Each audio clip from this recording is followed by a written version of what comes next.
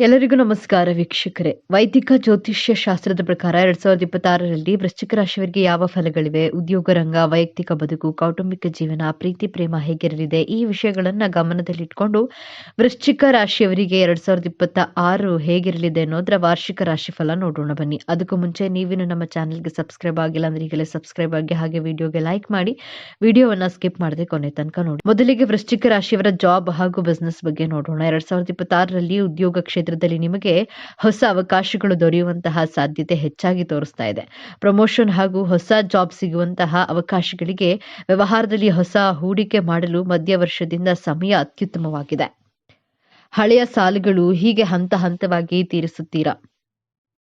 ಆದರೆ ಕೋಪರೇಷನ್ ಅಥವಾ ಪಾರ್ಟ್ನರ್ಶಿಪ್ನೊಂದಿಗೆ ಸ್ವಲ್ಪ ಅಸಮಾಧಾನ ಬರಬಹುದು. ಶಾಂತವಾಗಿ ಕೆಲಸ ಕಾರ್ಯಗಳನ್ನು ನಿರ್ವಹಿಸಿದ್ರೆ ಲಾಭ ನಿಮಗೆ ಸಿಗಲಿದೆ. 2026ರ ವೇಳೆಗೆ ಹಣಕಾಸಿನ ಪರಿಸ್ಥಿತಿಗಳು ದೃಢವಾಗುತ್ತದೆ. ವರ್ಷದ ಆರಂಭದಲ್ಲಿ ಖರ್ಚು ಸ್ವಲ್ಪ ಹೆಚ್ಚಾಗಬಹುದು. ಕುಟುಂಬದ ಕಾರ್ಯಗಳು, ವಾಹನ ಅಥವಾ ಮನೆಗಳಿಗೆ ಸಂಬಂಧಿಸಿದಂತಹ ಖರ್ಚು ವೆಚ್ಚದಲ್ಲಿ ವ್ಯಯ ಹೆಚ್ಚಾಗುತ್ತದೆ. ಮಧ್ಯ ವರ್ಷದಿಂದ ಗುರುಗ್ರಹದ ಆಶೀರ್ವಾದದಿಂದ ಹಣದ ಹರಿವು ಹೆಚ್ಚಾಗಲಿದೆ ಹಾಗೂ ಉತ್ತಮಗೊಳ್ಳುತ್ತದೆ. ಹಳೆಯ ಸಾಲ ತೀರಿಸಲು ಅಥವಾ ಹೊಸ ಹೂಡಿಕೆಗಳನ್ನು ಮಾಡಲು ಸರಿಯಾದಂತಹ ಸಮಯ ಇದಾಗಿರುತ್ತದೆ. ರಿಯಲ್ ಎಸ್ಟೇಟ್ ಅಥವಾ ಲ್ಯಾಂಡ್ ಇನ್ವೆಸ್ಟ್ಮೆಂಟ್ ಮಾಡಿದರೆ ಮುಂದಿನ ವರ್ಷದಿಂದ ಫಲ ಹೆಚ್ಚಾಗಿ ದೊರೆಯಲಿದೆ. ಒಂದು ದೊಡ್ಡ ಆರ್ಥಿಕ ಪ್ರಗತಿಯನ್ನ ಕಾಣುತ್ತೀರಾ.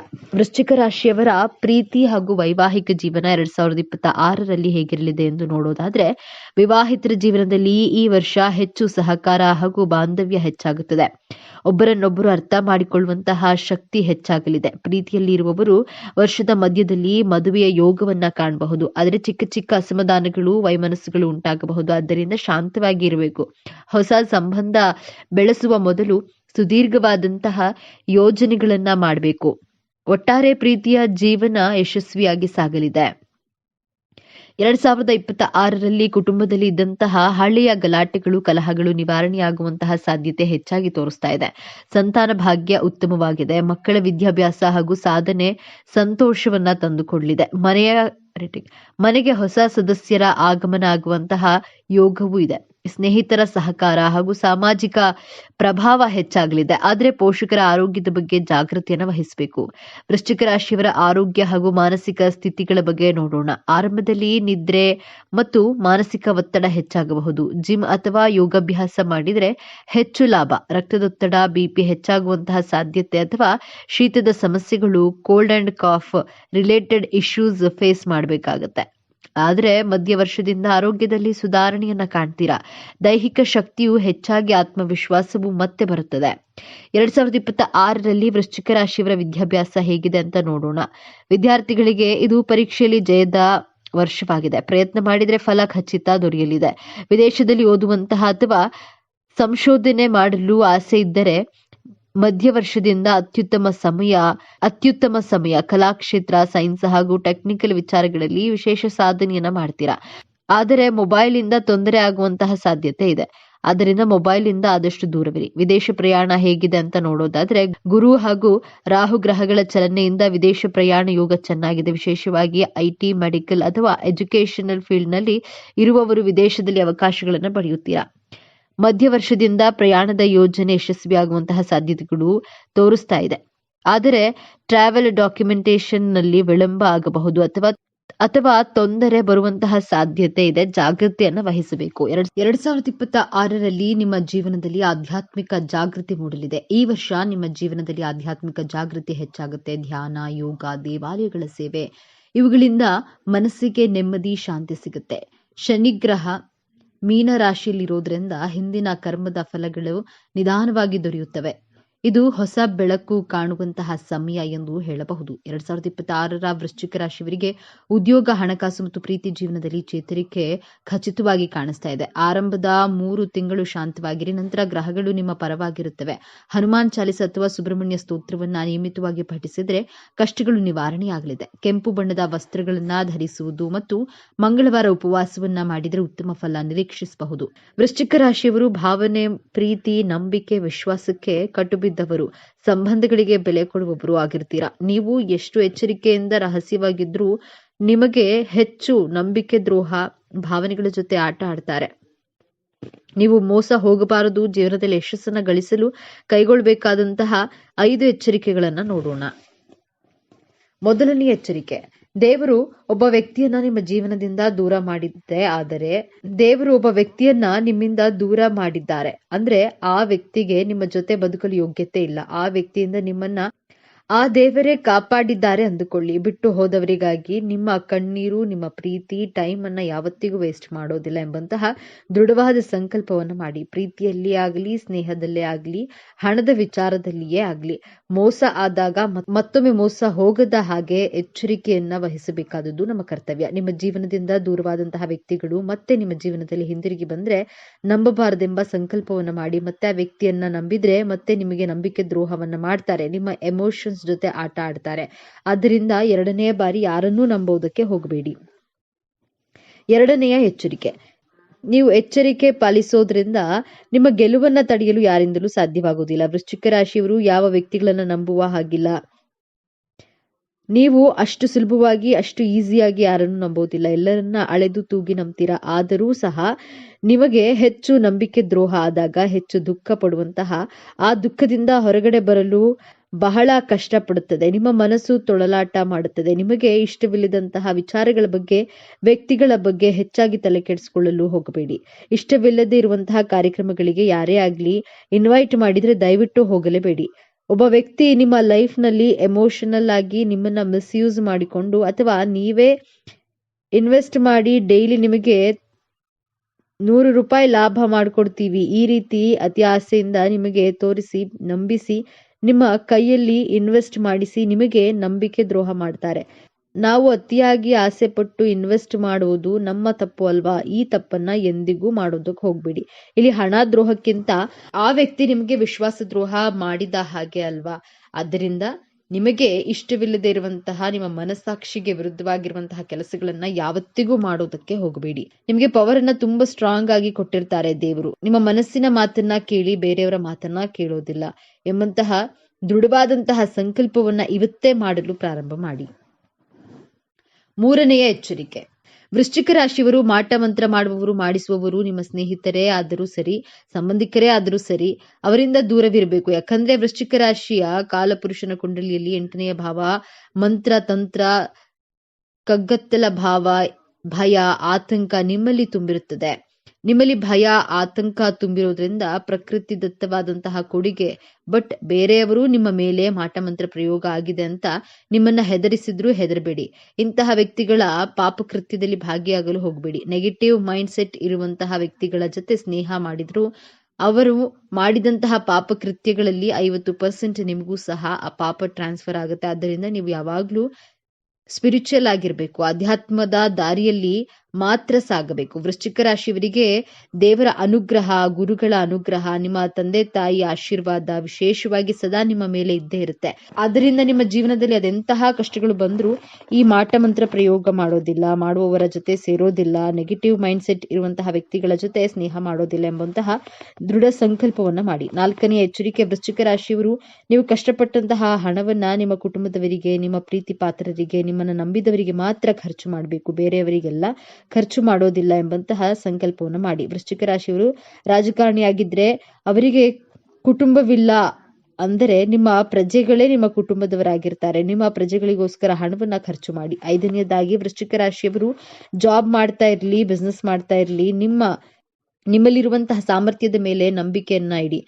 ವೃಶ್ಚಿಕ ರಾಶಿಯವರು ಒಂದು ಸಾರಿ ಡಿಸೈಡ್ ಮಾಡಿದ್ರೆ ಮುಗೀತು. ಸ್ಟ್ರಾಂಗ್ ಆಗಿ ತನ್ನ ಎಫರ್ಟ್ ಹಾಕಿ ಅದೆಂತಹ ಚಾಲೆಂಜಸ್ ಬರಲಿ ಅದನ್ನ ಧೈರ್ಯವಾಗಿ ಫೇಸ್ ಮಾಡ್ತೀರಾ.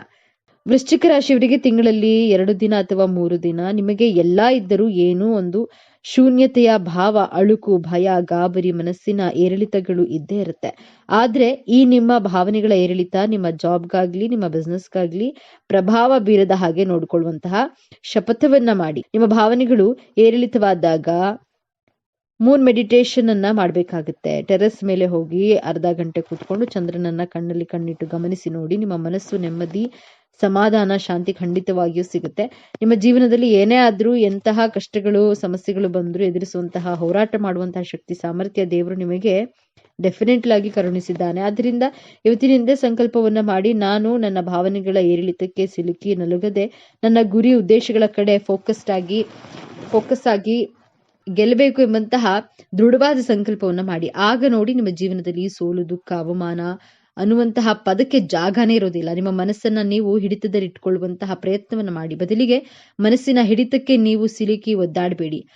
ವೃಶ್ಚಿಕ ರಾಶಿಯಲ್ಲಿ ಹುಟ್ಟಿದಂತಹ ವ್ಯಕ್ತಿಗಳು ಖಂಡಿತವಾಗಿಯೂ ಸಹ ಜೀವನದಲ್ಲಿ ತುಂಬಾ ಎತ್ತರದ ಸ್ಥಾನಕ್ಕೆ ಹೋಗ್ತಾರೆ, ಅಥವಾ ಇನ್ನು ಕೆಲವರು ಜೀವನದಲ್ಲಿ ತುಂಬಾ ಕೆಳಮಟ್ಟದಲ್ಲಿರ್ತಾರೆ. ಕಾರಣ ಏನೆಂದು ತಿಳಿದ್ರೆ ನಿಜಕ್ಕೂ ಆಶ್ಚರ್ಯ ಪಡಬೇಕಾಗುತ್ತೆ. ಯಾಕಂದ್ರೆ ಈ ವೃಶ್ಚಿಕ ರಾಶಿಯವರ ಅಧಿಪತಿ ಮಂಗಳ ಗ್ರಹ. ಮಂಗಳ ಅಂದ್ರೆ ಒಬ್ಬ ಸೇನಾಧಿಪತಿ ಎಂದೇ ಹೇಳಬಹುದು. ಈ ಮಂಗಳ ಗ್ರಹ ಏನಿದೆ ಇದನ್ನ ಕಂಟ್ರೋಲ್ ಅಂದ್ರೆ ನಿಯಂತ್ರಣ ಮಾಡೋದು ಶ್ರೀ ಸುಬ್ರಹ್ಮಣ್ಯ ಸ್ವಾಮಿ ದೇವರು. ಹಾಗೆಯೇ ಈ ವೃಶ್ಚಿಕ ರಾಶಿಯವರು ಮೂಲವಾಗಿ ಆರಾಧನೆ ಮಾಡಬೇಕಾಗಿರುವಂಥದ್ದು ಶ್ರೀ ಸುಬ್ರಹ್ಮಣ್ಯ ಸ್ವಾಮಿಯನ್ನ ಮುರುಘಾ ಎಂದು ಸಹ ಕರೆಯುತ್ತೇವೆ. ಮೊದಲಿಗೆ ಇಷ್ಟು ದಿನ ನೀವು ಯಾಕೆ ಇಷ್ಟೊಂದು ಕಷ್ಟ ಅನುಭವಿಸಿದ್ದೀರಿ ಎಂದು ನೋಡೋಣ. ವೃಶ್ಚಿಕ ರಾಶಿ ಅಂದ್ರೆ ಅದು ಸಾಮಾನ್ಯ ರಾಶಿಯಲ್ಲ, ಅದು ಕೆಂಡದಂತಹ ರಾಶಿ. ನೀವು ಅನುಭವಿಸಿದ್ದು ಬರೀ ನೋವಲ್ಲ, ಅದು ಒಂದು ಅಗ್ನಿ ಪರೀಕ್ಷೆ. ಕಳೆದ ಕೆಲವು ಸಮಯದಿಂದ ವಿಶೇಷವಾಗಿ ಶನಿ ಭಗವಾನ್ ದೃಷ್ಟಿ, ಶನಿ ಮತ್ತು ರಾಹುಕೇತುಗಳ ಹಿಡಿತದಿಂದ ನಿಮ್ಮ ಜೀವನ ನರಕವಾಗಿತ್ತು. ನೀವು ನಂಬಿದವರೇ ನಿಮಗೆ ಬೆನ್ನಿಗೆ ಚೂರಿ ಹಾಕಿದ್ರು. ನೀವು ರಹಸ್ಯವಾಗಿಟ್ಟ ವಿಷಯಗಳೇ ಬಟ್ಟ ಬಯಲಾಗಿ ದೊಡ್ಡ ಅವಮಾನಗಳನ್ನ ಅನುಭವಿಸಿದ್ದೀರಿ. ಹಣಕಾಸಿನ ವಿಚಾರದಲ್ಲಿ ಕೈಗೆ ಬಂದ ತುತ್ತು ಬಾಯಿಗೆ ಬರಲಿಲ್ಲ. ಆರೋಗ್ಯದಲ್ಲಿ ವಿಪರೀತ ಏರುಪೇರು. ಎಲ್ಲದಕ್ಕಿಂತ ಹೆಚ್ಚಾಗಿ ನನ್ನನ್ನ ಯಾರೂ ಅರ್ಥ ಮಾಡ್ಕೊಳ್ತಿಲ್ಲ ಎಂಬ ತೀವ್ರವಾದ ಒಂಟಿತನ ಮತ್ತು ಮಾನಸಿಕ ಹಿಂಸೆ ನಿಮ್ಮನ್ನ ಕಾಡ್ತಿತ್ತು. ಆದ್ರೆ ಈ ಅಗ್ನಿ ಪರೀಕ್ಷೆಯ ಸಮಯ ಈಗ ಮುಗಿದಿದೆ. ಆತ್ಮವಿಶ್ವಾಸದಿಂದ ಮತ್ತು ಛಲದಿಂದ ಮುನ್ನುಗ್ಗುವ ಸಮಯ ಬಂದಿದೆ. ಈಗ ಗುರುಬಲದ ಕೃಪೆ ಮತ್ತು ಮಂಗಳನ ಆಶೀರ್ವಾದದಿಂದ ನಿಮ್ಮ ಜೀವನದ ಅತ್ಯಂತ ಅದ್ಭುತವಾದ ದಿನಗಳಾಗಲಿವೆ. ಇಷ್ಟು ದಿನ ನಿಮ್ಮ ಶ್ರಮಕ್ಕೆ ಕಚೇರಿಯಲ್ಲಿ ಬೆಲೆ ಇರಲಿಲ್ಲ. ನಿಮ್ಮ ಕೆಲಸವನ್ನ ಬೇರೆಯವರು ತಮ್ಮದೆಂದು ಹೇಳಿಕೊಳ್ತಿದ್ರು. ಆದ್ರೆ ಈಗ ಆಗೋದಿಲ್ಲ. ನಿಮ್ಮ ಇಂಟ್ಯೂಷನ್ ಶಕ್ತಿ ಅಂದ್ರೆ ನಿಮ್ಮ ಒಳಮನಸ್ಸಿನ ಮಾತು ಅದ್ಭುತವಾಗಿ ಕೆಲಸ ಮಾಡುತ್ತೆ. ನಿಮ್ಮ ಮೇಲಾಧಿಕಾರಿಗಳೇ ನಿಮ್ಮ ಮಾತನ್ನ ಕೇಳುವ ಪರಿಸ್ಥಿತಿ ಬರುತ್ತೆ. ನಿರೀಕ್ಷೆ ಮಾಡದ ಪ್ರಮೋಷನ್ ಅಥವಾ ದೊಡ್ಡ ಜವಾಬ್ದಾರಿ ನಿಮ್ಮನ್ನ ಹುಡುಕಿಕೊಂಡು ಬರಲಿದೆ. ಯಾರು ಉದ್ಯೋಗ ಬದಲಾವಣೆಗಾಗಿ ಕಾಯ್ತಿದ್ದಾರೋ ನಿಮಗೆ ನಿರೀಕ್ಷೆ ಮಾಡಿದ್ದಂತಹ ಕಡೆಯಿಂದ ದೊಡ್ಡ ಸಂಬಳದ ಆಫರ್ ಲೆಟರ್ ನಿಮ್ಮ ಕೈ ಸೇರಲಿದೆ. ವೃಶ್ಚಿಕ ರಾಶಿಯವರಿಗೆ ಶತ್ರುಗಳು ಹೊಸದೇನಲ್ಲ, ಆದ್ರೆ ಇಷ್ಟು ದಿನ ಅವರು ಗುಪ್ತ ಶತ್ರುಗಳಾಗಿದ್ರು. ನಿಮ್ಮ ಜೊತೆಯಲ್ಲೇ ಇದ್ದು ನಿಮಗೆ ಗುಂಡಿ ತೋಡ್ತಿದ್ರು. ಇದೀಗ ಎಲ್ಲರ ಮುಖವಾಡಗಳು ಕಳಚಿ ಬೀಳುತ್ತವೆ. ಯಾರು ನಿಮ್ಮವರು ಯಾರು ನಿಮ್ಮವರಲ್ಲ ಎಂದು ಸೂರ್ಯನ ಬೆಳಕಿನಂತೆ ಸ್ಪಷ್ಟವಾಗುತ್ತೆ. ವಿಶೇಷವಂದ್ರೆ ನೀವು ಅವರೊಂದಿಗೆ ಜಗಳವಾಡುವ ಅವಶ್ಯಕತೆ ಇರೋದಿಲ್ಲ. ನಿಮ್ಮ ಮೌನವೇ ನಿಮ್ಮ ದೊಡ್ಡ ಅಸ್ತ್ರವಾಗಲಿದೆ. ಅವರು ತೋಡಿದ ಗುಂಡಿಯಲ್ಲಿ ಅವರೇ ಬೀಳ್ತಾರೆ ಎಂಬುದು ಅಕ್ಷರ ಸಹ ನಿಜವಾಗುವುದನ್ನ ನೀವು ಕಣ್ಣಾರೆ ಕಾಣುವಿರಿ. ವೃಶ್ಚಿಕ ರಾಶಿಯವರ ಪ್ರೀತಿ ಮತ್ತು ಕೋಪ ಎರಡೂ ತುಂಬಾ ತೀವ್ರವಾಗಿರುತ್ತೆ. ಇದರಿಂದಾಗಿ ದಾಂಪತ್ಯದಲ್ಲಿ ಸಣ್ಣ ಪುಟ್ಟ ಅನುಮಾನಗಳು, ಪೊಸೆಸಿವ್ನೆಸ್ ಸಂಬಂಧವನ್ನ ಹಾಳು ಮಾಡಿತ್ತು. ಇಬ್ಬರ ನಡುವೆ ಮೂರನೇ ವ್ಯಕ್ತಿಯ ಪ್ರವೇಶದಿಂದ ಮನಸ್ತಾಪ ಉಂಟಾಗಿತ್ತು. ಆದ್ರೆ ಈಗ ಉತ್ತಮ ದಿನಗಳಲ್ಲಿ ಆ ಎಲ್ಲಾ ತಪ್ಪು ತಿಳುವಳಿಕೆಗಳು ದೂರವಾಗಲಿವೆ. ಆ ಮೂರನೇ ವ್ಯಕ್ತಿ ತಾನಾಗಿಯೇ ನಿಮ್ಮ ದಾಂಪತ್ಯದಿಂದ ದೂರ ಸರಿಯುತ್ತಾರೆ. ನಿಮ್ಮ ಸಂಗಾತಿಗೆ ನಿಮ್ಮ ನಿಜವಾದ ಪ್ರೀತಿ ಆಳ ಅರ್ಥವಾಗುತ್ತೆ. ಸಂಬಂಧದಲ್ಲಿ ಕಳೆದು ಹೋದ ವಿಶ್ವಾಸ ಮತ್ತು ಪ್ರೀತಿ ಮರಳಿ ಸ್ಥಾಪನೆಯಾಗುತ್ತೆ. ಅವಿವಾಹಿತರಿಗೆ ನಿಮ್ಮಷ್ಟೇ ತೀವ್ರವಾಗಿ ಪ್ರೀತಿಸುವ ನಿಮಗೆ ತಕ್ಕ ಜೋಡಿ ಸಿಗುವ ಸಮಯವಿದು. ವಿವಾಹದ ವಿಚಾರದಲ್ಲಿ ತುಂಬಾ ಮುನ್ನೆಚ್ಚರಿಕೆ ವಹಿಸಿ. ಅವರ ಇತಿಹಾಸವನ್ನ ತಿಳಿಯದೆ ಮದುವೆಯ ನಿರ್ಧಾರಗಳನ್ನ ತೆಗೆದುಕೊಳ್ಬೇಡಿ.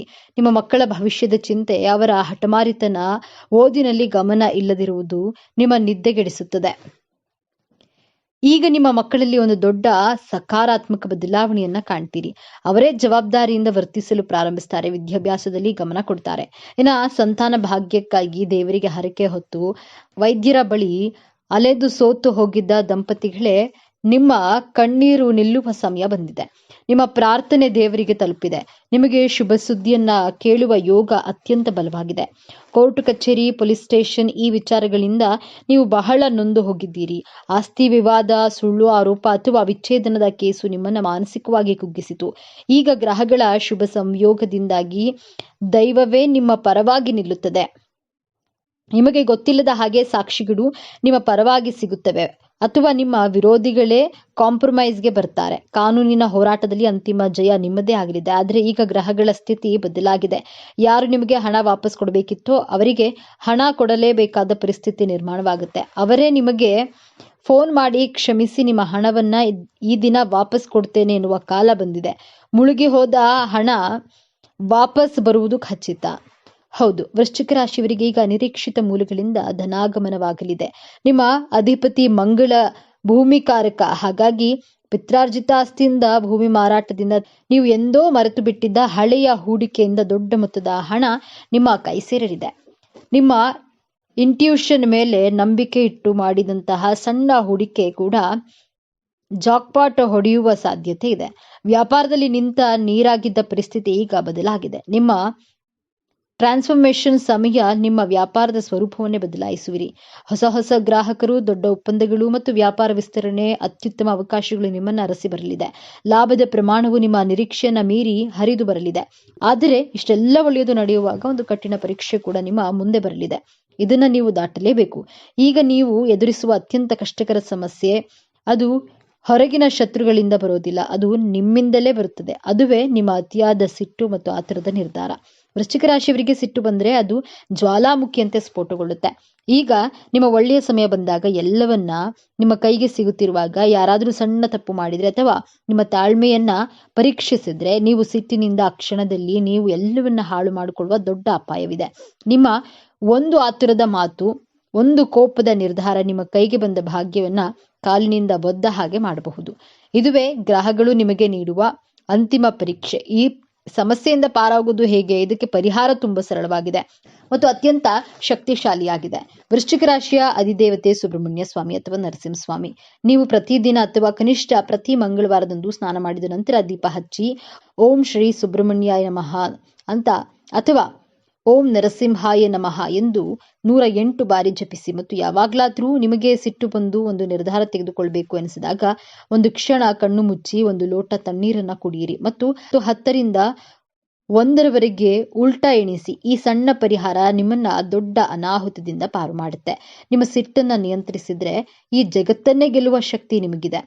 ವೃಶ್ಚಿಕ ರಾಶಿಯವರೇ, ನಿಮ್ಮ ಜೀವನದ ಹೊಸ ಅಧ್ಯಾಯವನ್ನ ಆರಂಭವಾಗಲಿದೆ. ನೀವು ಪಾತಾಳಕ್ಕೆ ಬೀಳೋದಿಲ್ಲ, ನೀವು ಯಶಸ್ಸಿನ ಉತ್ತುಂಗಕ್ಕೆ ಏರ್ತೀರಿ.